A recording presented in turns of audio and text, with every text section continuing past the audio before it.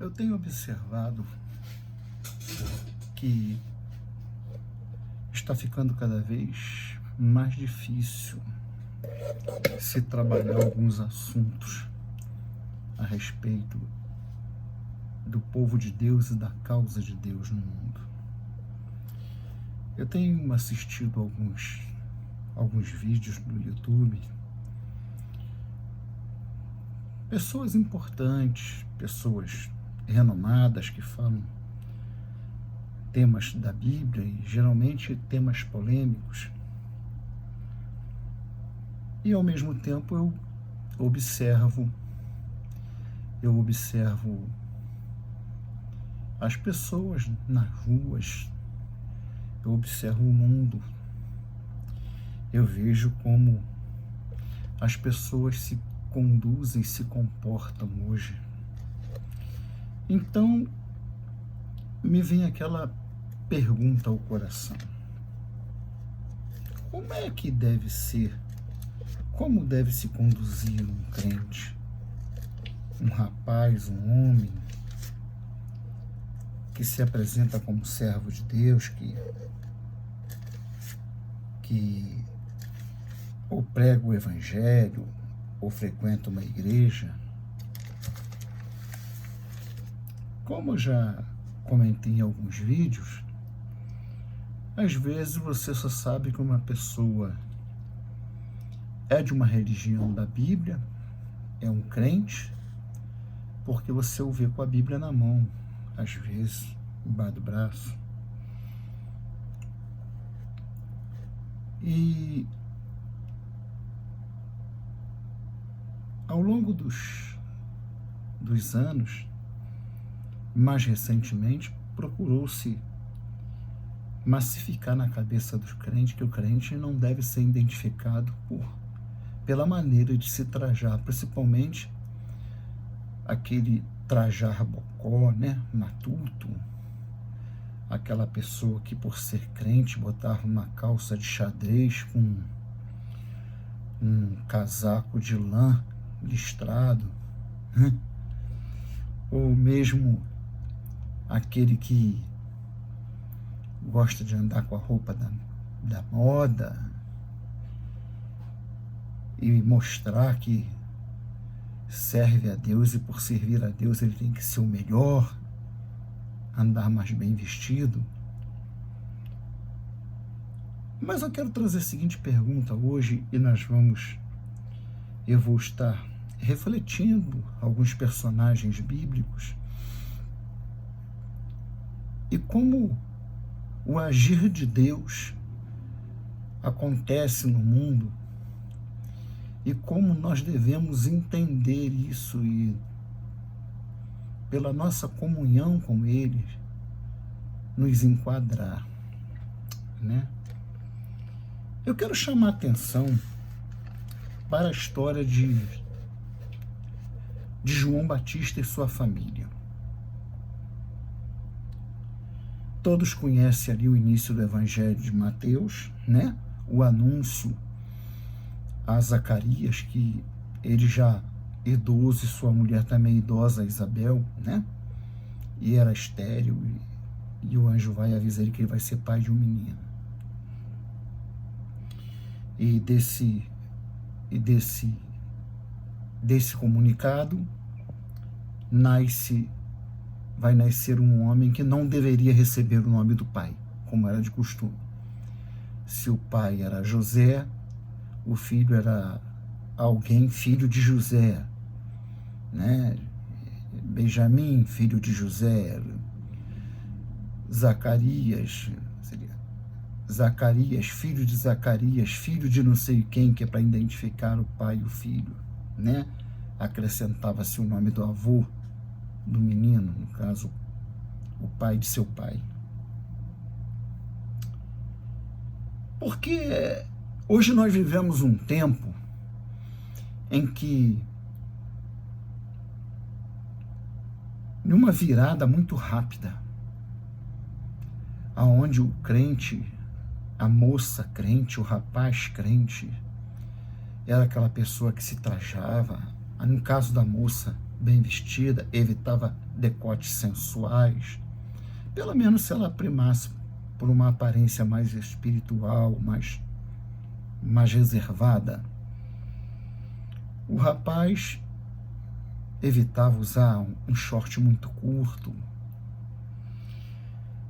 E como que em um piscar de olhos, nós nos encontramos em um mundo em que as meninas têm piercing na língua, piercing no nariz, piercing vários nas orelhas,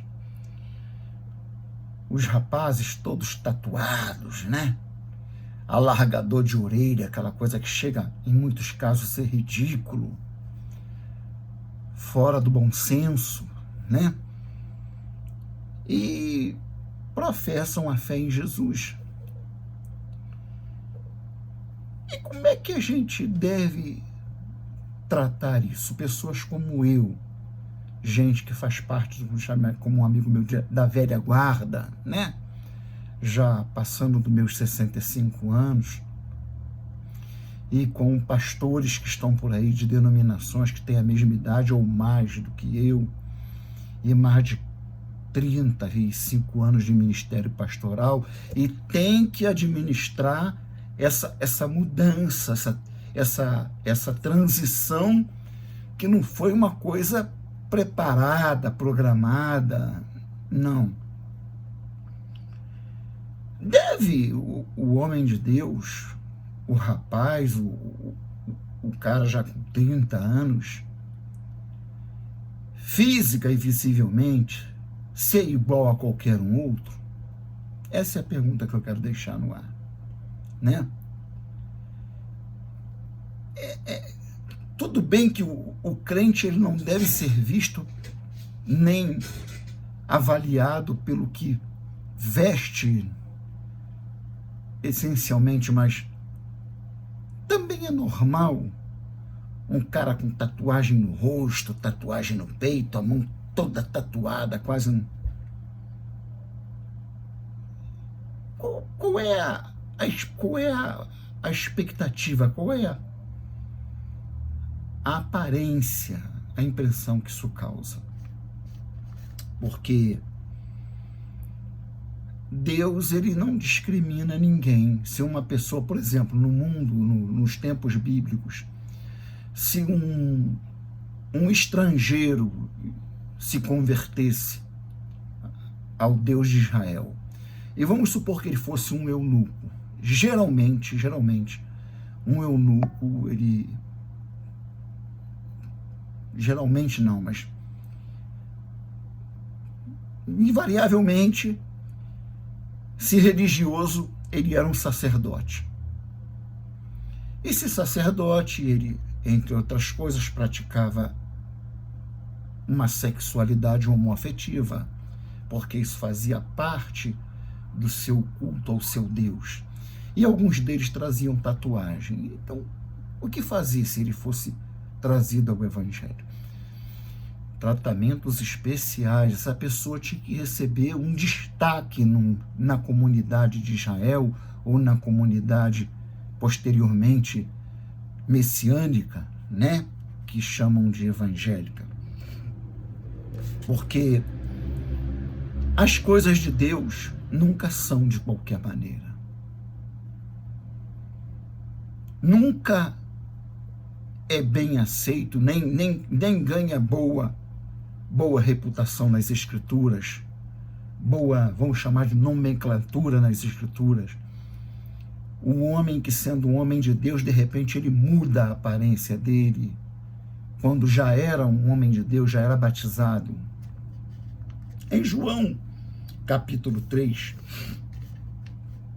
eu fiz umas anotações aqui, e eu não gosto de trabalhar assim, mas eu vou começar observando algumas coisas dessas anotações, mas quero falar, até por causa do que eu tenho visto aqui, eu não sei se devo citar nomes, que está muito em voga no YouTube, né? Um doutor e professor aí que é arqueólogo, adventista, e temos aí o professor Luiz Saião e muitas outras, o Caio Fábio, que já é bem conhecido, e todos estão tecendo seus comentários. E eu observo, até nas palavras como as pessoas colocam, que tudo isso fazem parte das águas que estão empurrando para essas mudanças, para a aceitação de coisas que outrora eram vistas como inadequada para o comportamento e para a presença física pública de um servo de Deus. Evangelho de Mateus, Evangelho segundo Mateus, capítulo 3. Naqueles dias surgiu João Batista pregando no deserto da Judéia.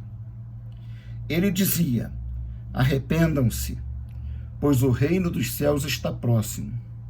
Este é aquele que foi anunciado pelo profeta Isaías. Abre aspas. Voz do que clama no deserto, preparem o caminho para o Senhor.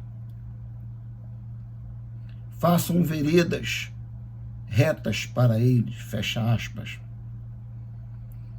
As roupas de João eram feitas de pelos de camelo e ele usava um cinto de couro na cintura. O seu alimento era gafanhoto e mel silvestre. A ele vinham gente de Jerusalém, de toda a Judéia, de toda a região ao redor do Jordão, confessando seus pecados, eram batizadas por ele no Rio Jordão. Verso 6. João, filho de Zacarias, Zacarias sumo sacerdote. Então nós temos aqui, de cara, uma manifestação de Deus mostrando a sua ruptura, declarando a sua ruptura através da pessoa de João Batista e sua família com a religiosidade de Israel e seu respectivo sacerdócio. Por quê? Porque, tendo sido filho de sacerdote, se seguindo normalmente as coisas, as situações, João Batista deveria estar auxiliando seu pai no ministério sacerdotal, trajando as vestes finas do sacerdócio e se alimentando segundo a regra e a dieta estabelecida por Deus na sua lei. Mas, ao contrário, nós sabemos que quando o anjo comunica ao seu pai Zacarias que ele seria pai de um menino, também estabelece como esse menino deveria viver e comer. Agora, nada é dito sobre como ele deveria se comportar.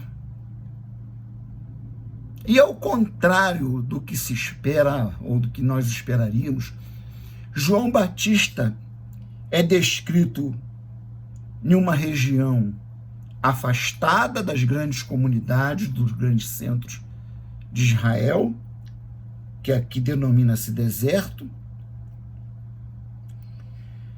nas margens do Rio Jordão, vestindo uma roupa que não condiz com o trajar da sociedade de sua época e vivendo de uma dieta que não condiz com o alimentar-se natural, comum da sociedade judaica de sua época. O que é que eu entendo aí? Eu entendo aí que já, nesse caso, que Deus, através de João Batista, já está mostrando, manifestando a sua, mais do que a sua insatisfação, mas o seu rompimento com toda a classe dominante de Israel.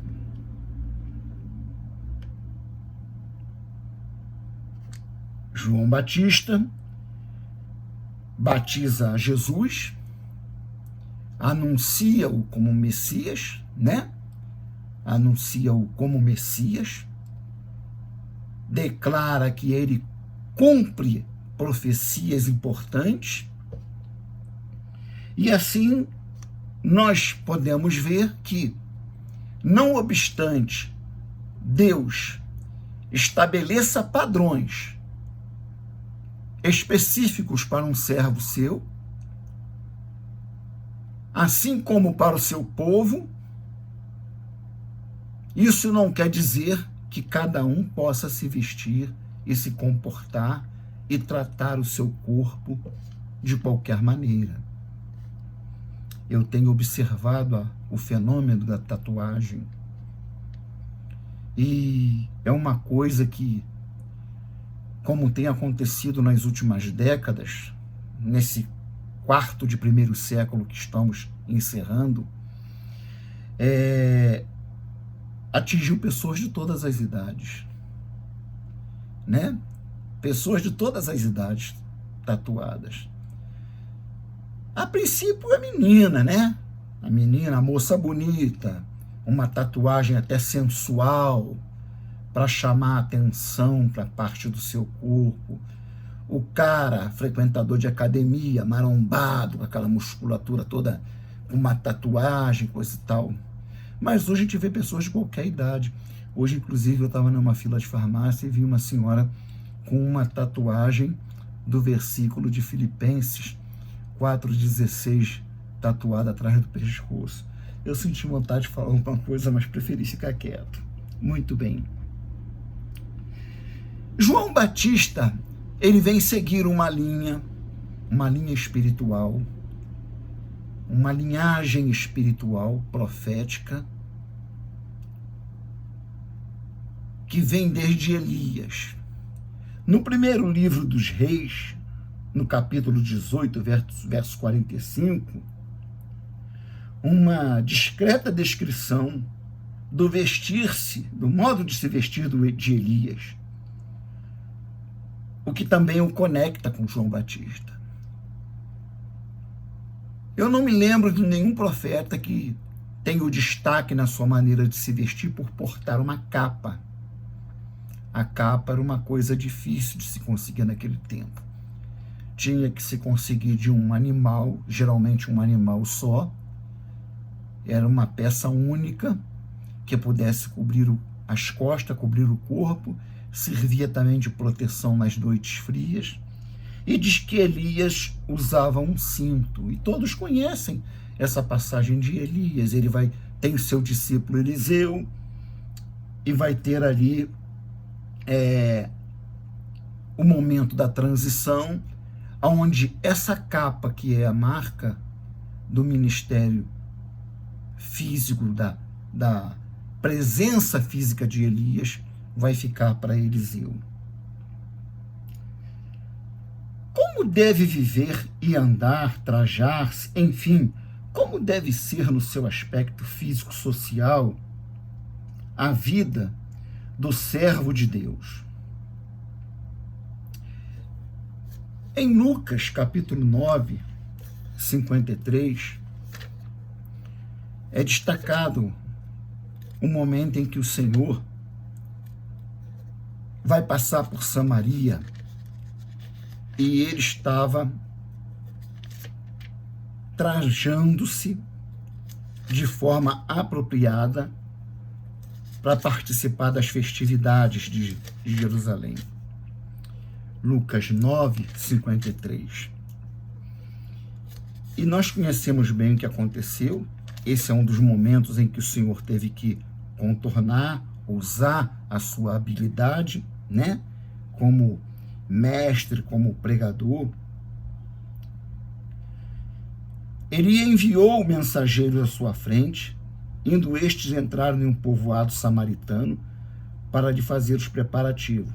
Mas o povo dali não recebeu, porque se notava que ele se dirigia para Jerusalém.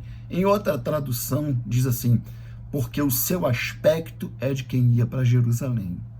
E como havia uma rivalidade entre Samaria e Jerusalém, então eles não deixaram. Mas eu chamo a atenção para o fato de que o homem de Deus não deve tratar o seu corpo, não deve conduzir-se publicamente de qualquer maneira.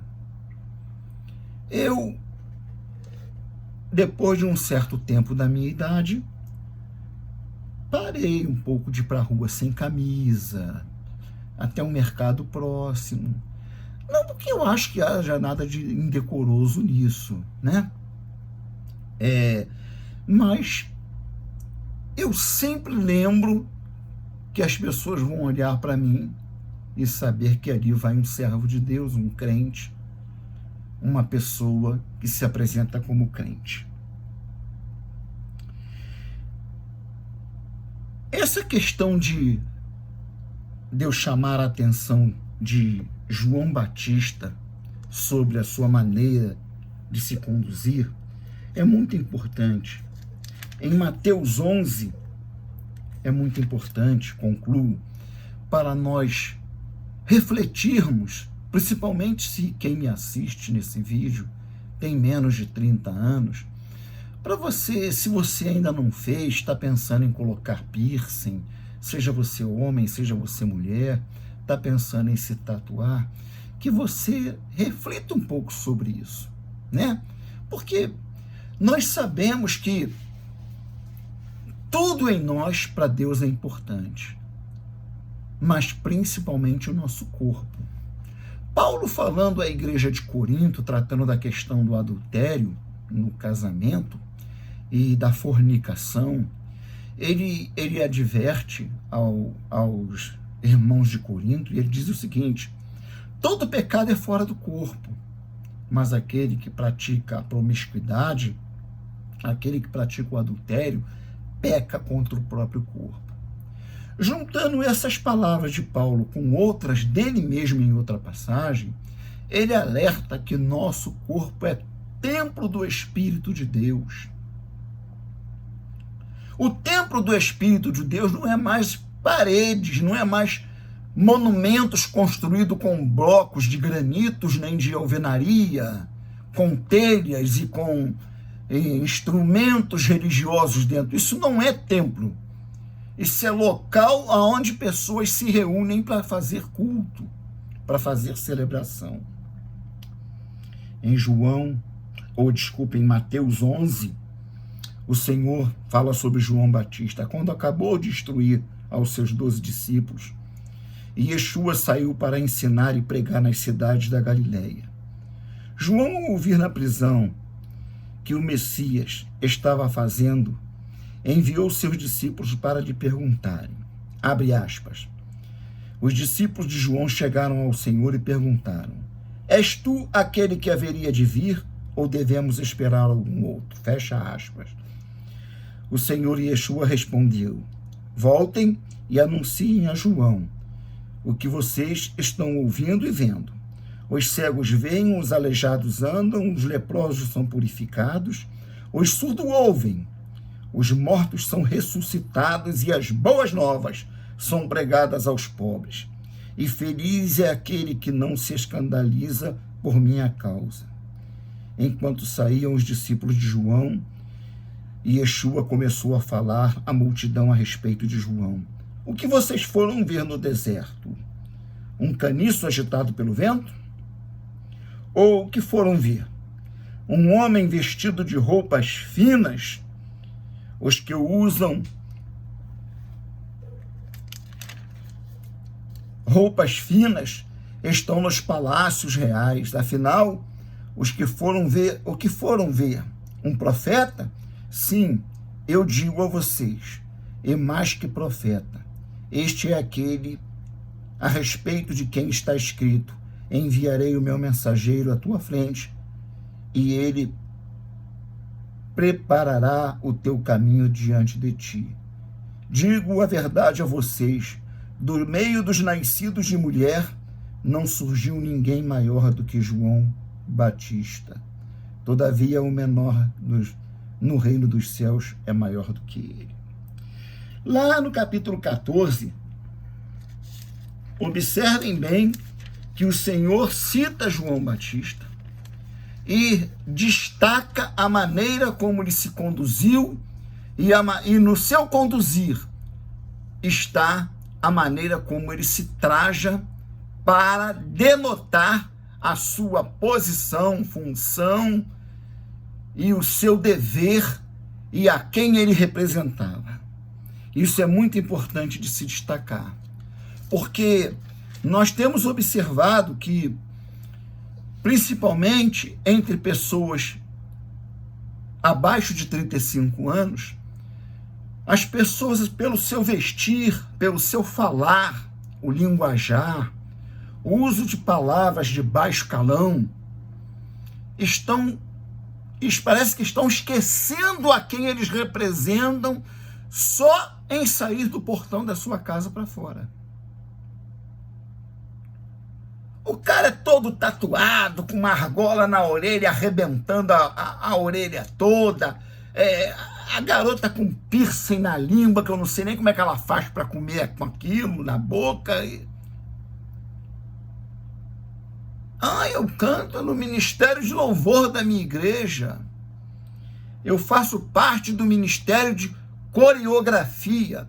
Se alguém souber informações sobre este ministério vindo de Deus, por favor, anote aqui nos comentários, porque eu estou procurando em todas as traduções bíblicas, em todas as versões, e não acho na Bíblia o Ministério de Coreografia, né? Que a gente já sabe aonde isso vai acabar, né? Isso teve lá nos Estados Unidos e a gente andou vendo até em filmes aí. Hoje tem garotas de fio dental sendo levadas no púlpito depois da mensagem final do encerramento da chamado culto, da chamada celebração. Hoje são meninas bonitas com um sacão que parece saco de farinha de pão no corpo, aquela coisa toda, jogando mão para lá, jogando mão para cá. Eu não sei no que isso glorifica a Deus, não sei no que isso edifica, mas estão deixando aí, né? Não vamos nem entrar na questão das luzes de boate dentro da igreja, das chamadas igrejas, né? Das chamadas igrejas. Bom, então a relevância de se destacar nas palavras do Senhor, a maneira como João Batista se conduziu publicamente, desde o seu falar, desde a sua pregação, que não seguia em nada a prática dos fariseus e das autoridades religiosas de Israel, que não seguia em nada as práticas sacerdotais, inclusive que seu próprio pai seguia, o que nos leva a perguntar como foi a convivência de João Batista na sua família, né? Tendo que se comportar para obedecer à vontade daquele que é supremo, que fala e o coração obediente obedece, e ter que muitas das vezes ficar em certas condições de constrangimento familiar, né? Mas, como diz a palavra de Deus, usando as palavras de Pedro e João, as autoridades lá em Atos, mais importa obedecer a Deus do que a vocês, né? E o Senhor destaca a importância de como João Batista não estava nem aí para o que iam falar dele se vestir daquela maneira. Ele simplesmente se vestia, não estava nem aí para a pessoa perguntar, mas peraí, você não bebe vinho? Beber vinho não tem nada de mal, Jesus bebia vinho, mas João não bebia vinho. João, aliás, não bebia nada que fosse fermentado e não comia carne. Ele se alimentava de uma classe de insetos que muito rica em proteínas e de mel. Era o alimento dele. Aqui no capítulo 14, por aquele tempo, Herodes, o tetrarca, ouviu os relatos a respeito de Yeshua e disse aos que o serviam: este é João Batista, ele ressuscitou dos mortos, por isso estão operando nele poderes milagrosos, pois Herodes havia prendido e amarrado João, colocando na prisão por causa de Herodias, porque Herodes estava transando com a sua cunhada. Então João Batista o repreendeu publicamente e ele mandou prender João Batista. Aí, no aniversário dele, A mulher Herodia mandou a filha, devia ser uma jovem adolescente muito sensual, se vestiu de forma muito sensual e dançou para aquele monte de tarados e pedófilos que estava ali junto com Herodes, filhos do capeta, né? E Herodes ali vendo que todo mundo estava feliz com a sua reunião, ó, tinha fechado, tinha feito fechamento com o Congresso, né? Todo mundo fechou com Herodes. Essa garota aí, tu não podia dar presente melhor. Olha esses seios, olha esses glúteos, olha que coisa. Então Herodes chegou, ficou tão emocionado que virou para a menina publicamente no meio de todos e falou: te dou o que tu quiser de presente, até metade do meu reino. Aí ela foi para a mãe. A mãe falou: não quero. Isso aí eu já tenho. Eu quero a cabeça de João Batista numa bandeja. Então nós temos aqui essa descrição. Diz que o rei ficou aflito, ele não ficou aflito coisa nenhuma, essa tradução que coloca dessa forma. Mas como ele havia feito um juramento público na frente de outras autoridades palacianas, né? Ele teve que decapitar João Batista. Então nós encontramos assim a importância de um homem de Deus, e tanto em Elias como em João Batista as características batem passo a passo. Não me consta que Elias fosse casado e tivesse filhos. João Batista sabia que a vida dele era uma vida de curto período e que a ele não havia sido dado o direito de prazeres como o sexo, de ter um casamento, ter a alegria de ter uma esposa, de ter filhos, nada disso. Ele sabia que a vida dele era para pregar, preparar o caminho para o Deus encarnado, apresentá-lo e com referências proféticas e com autoridade, porque João Batista tinha autoridade.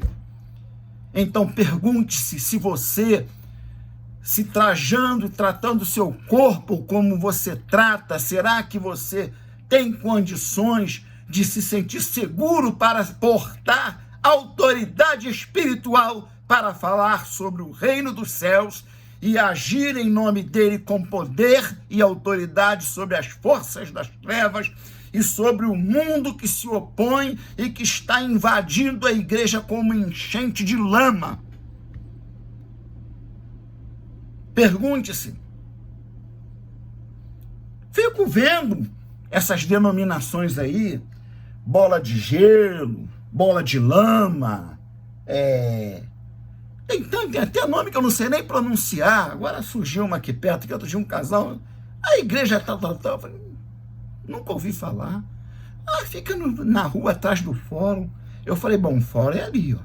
Se a rua atrás do fórum é para cá, ou fica mais para a linha do trem, mas na linha do trem não é não, que eu passo muito por lá e eu saberia.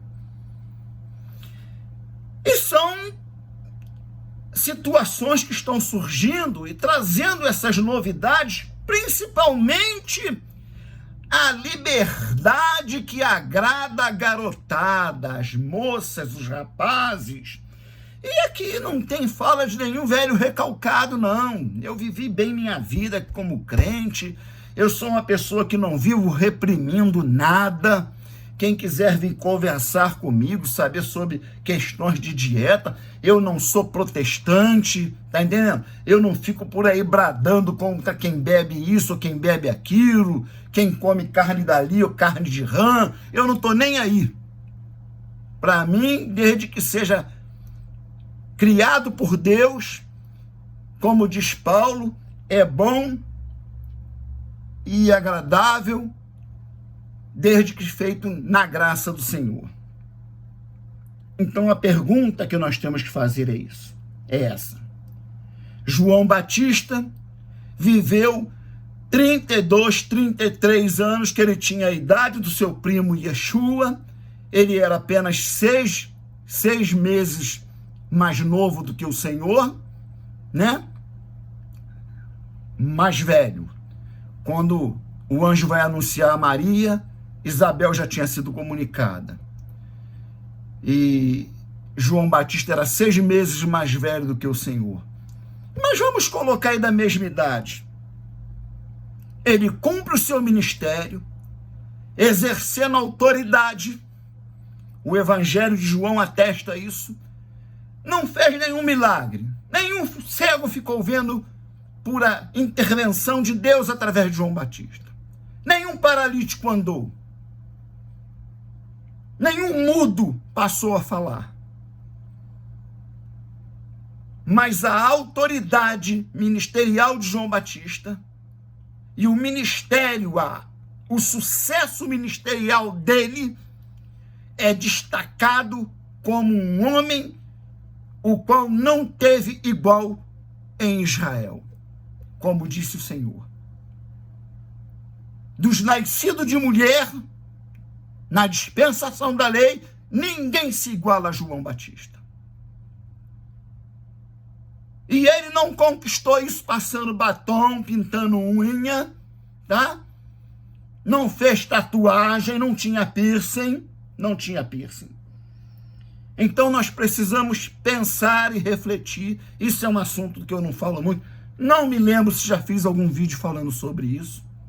Porque eu tenho tanto crente, tem até na família pessoas tatuadas. Não pediram minha opinião, né? Vamos seguir em frente. De família sacerdotal, João, filho único, sucessor de seu pai Zacarias, mas toma um rumo de vida que transmite em alto som a reprovação de Deus às práticas sacerdotais do seu tempo e a aproximação do fim daquela dispensação. Seu modo de ser, modo de vestir, sua dieta alimentar, acende o alerta à elite judaica e espiões são enviados. O texto fala que João Batista está lá pregando e na sequência lá em Mateus e em outros evangelhos também, ele está falando às pessoas simples que vinham porque sentiam o fardo do seu pecado e queriam dele se libertar e aceitavam a mensagem do reino e eram por João batizadas. E de outro lado estava o grupo enviado de Jerusalém, espionando. O grupinho de X9.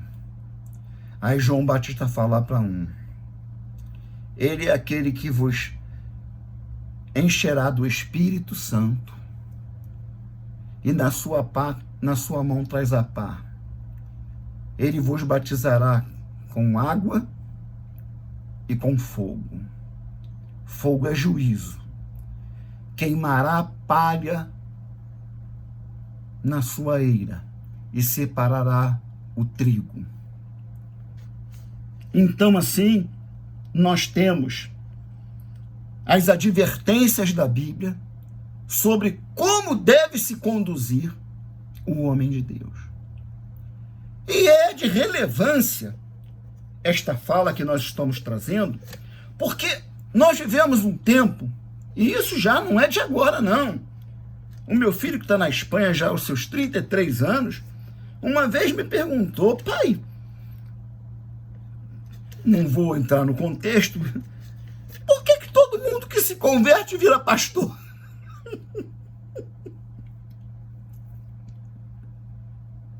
O danadinho tinha 7, 8 anos. Por que todo mundo que se converte vira pastor? Ou seja, em outras palavras, daqui a pouco vai ter pastor pastoreando pastor, porque ninguém quer ser ovelha. Então nós vivemos um tempo, eu estou abrindo aqui em Tito, e nós estamos caminhando para o fim, vai chegar a quase 30 minutos ou 40 esse vídeo. Eu já sabia que não tinha como. Tito, a importância de nós termos referência espiritual e presença, autoridade de presença, para poder falar de Deus e do seu reino, da sua palavra. Isso é muito importante. Isso é muito importante. Em Tito, já passei, já estou em Hebreus. Eu estou com uma Bíblia nova aqui, irmãos. Estou aprendendo ainda a trabalhar com ela, tá? Já me localizei. Tito 1,10.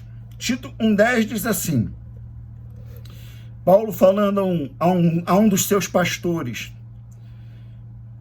pois há muitos insubordinados que não passam de faladores e enganadores, especialmente os do grupo da circuncisão, os judeus falsos convertidos. Esses que destruíram os textos em hebraico e em aramaico e disseminaram pelo mundo com a ajuda de Roma essa falácia de que o Novo Testamento foi escrito em grego. Engole quem quer. Eu vejo aí autoridades e renomadas autoridades, um achado arqueológico e tal. Tá aqui a prova que o Novo Testamento foi escrito em grego. Tá bom. Vai vendo.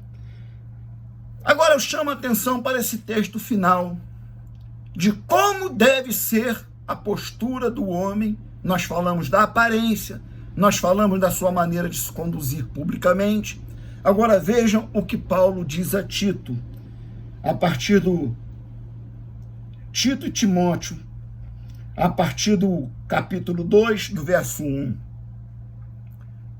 Você, porém, diz Paulo a Tito, fale o que está de acordo com a sã doutrina. Isso é muito importante, irmão. Essa expressão, a sã doutrina, remete a gente lá para a epístolazinha pequenininha, mas importante, de Judas, pertinho de Apocalipse. Ensine os homens mais velhos a serem moderados, dignos de respeito, sensatos e sadios na fé, no amor e na perseverança.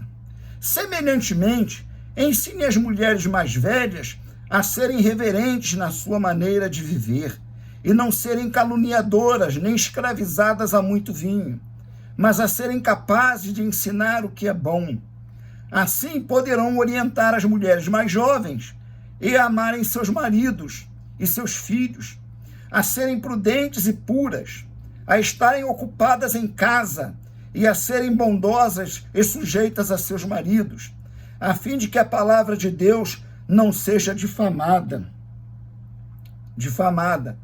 Da mesma maneira, encorajem os jovens a serem prudentes. Em tudo seja você mesmo um exemplo para eles, diz Paulo a Tito. Fazendo boas obras em seu ensino, mostre integridade e seriedade. Usem linguagem sadia, contra a qual nada se possa dizer, para que aqueles que se opõem a você fiquem envergonhados por não poderem falar mal de nós. Então, esses conselhos que Paulo dá a Tito,